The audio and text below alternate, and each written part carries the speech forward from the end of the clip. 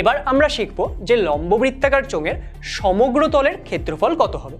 দেখো, সমগ্র তল মানে কি? একটি লম্ববৃত্তাকার চোঙের কটি তল থাকবে? মোট 3টি তল।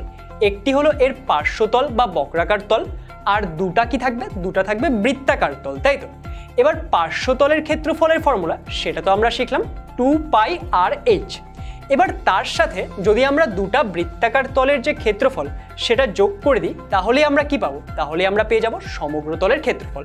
তাহলে এই ক্ষেত্রে কটা বৃত্তাকার তল আছে? দুটা। তাহলে দুটা বৃত্তাকার তলের যে মোট ক্ষেত্রফল হবে সেটা কত হয়ে যাবে? সেটা হয়ে যাবে πr² প্লাস πr², মানে হলো 2πr²। তার সাথে যদি আমরা পার্শ্বতলের ক্ষেত্রফল যোগ করি তাহলেই আমরা কি পাবো? তাহলেই আমরা পাবো সমগ্র তলের ক্ষেত্রফল।